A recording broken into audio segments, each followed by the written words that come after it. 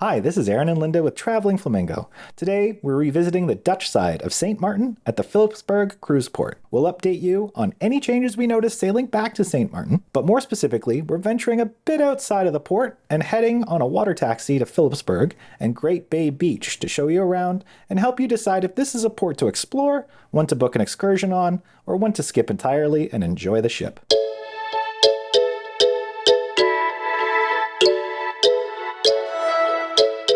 Previously, we made a video that goes over all the offerings at the cruise port itself. So if you want some more information and background on the cruise port, we suggest checking that video out. There'll be a link in the comments and a pop-up at the end of this video. So what's changed? Well, St Maarten, or rather the Harbour Point Village, which is right at the end of the dock at the port of St Maarten, hasn't changed too much since we last visited it. However, it's definitely gotten busier. When we first made our video, we were one of the first cruise ships back since the shutdown, and there was definitely more people walking around this time. All of the shops are back to being open, albeit a few empty kiosks while we were there. And there is still a very large duty-free. Sharky's is still there for all your tropical drinks as you disembark the ship, and the pier is a fairly short walk. However, there's very little shade, not just on the dock, but throughout Harbour Point Village. There is a small shuttle for those with accessibility needs, but with the lack of shade, we highly recommend sunscreening before you get off the ship and make sure you've got all your sun protection.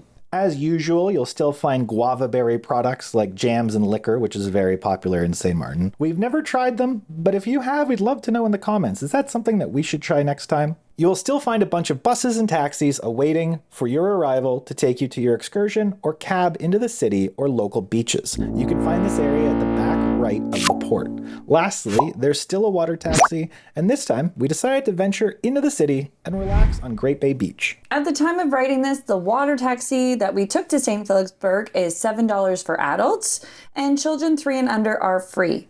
And for those of you who may be crew on the ship, it's only $3. It is a two-way ride, so you don't have to worry about carrying around your receipt or anything. They just assume that you've paid for the return. Their water taxi takes about 10 minutes, and you can get great views of the ship and the beach as you sail over.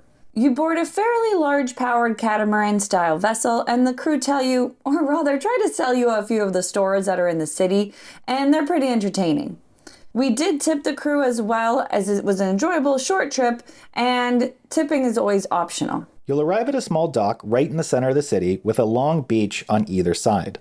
As you walk down the dock, there's lots of last-minute excursions that you can purchase, if you want to as well. Now, let's start with the city first, and we'll talk about the beach and some great ways to relax. We really enjoyed walking around. It's a very charming yet small area with tight streets, and it's nice brightly painted buildings which look fairly old. The stores themselves are quite modern. You'll find an assortment of things to do here, from looking at the Old Town area with St. Maarten Courthouse, Parliament in St. Maarten, a few museums, fishing and water sport kiosks, and of course shopping.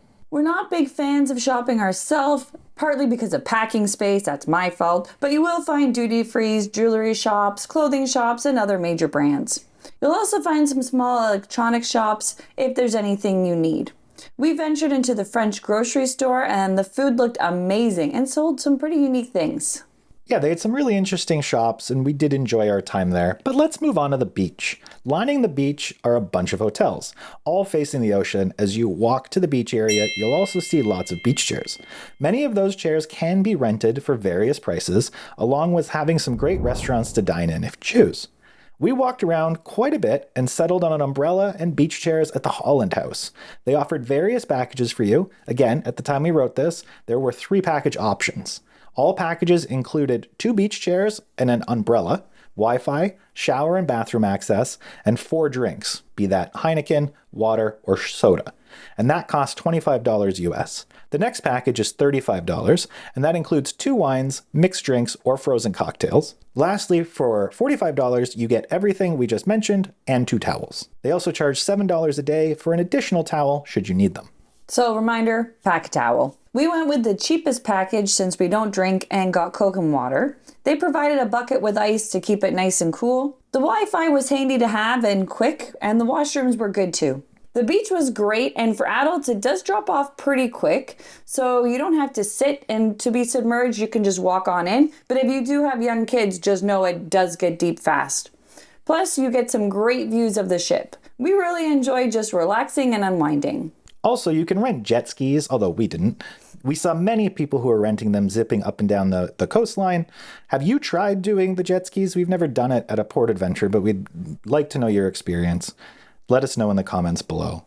As the day winds down, you can go back to the ferry dock and hop on a quick trip back to the port, where you can do your last-minute duty-free shopping or have a nice drink at Sharky's. We did really enjoy this port. As we said, this wasn't our first time in St. Maarten, so we knew the water taxi was there, and I'm so glad we packed our swimsuits and our towels and we set off to the beach. It's just so close to the port. We know there are other beaches you may want to experience, like Maho Beach, where you get very close to the airplanes landing.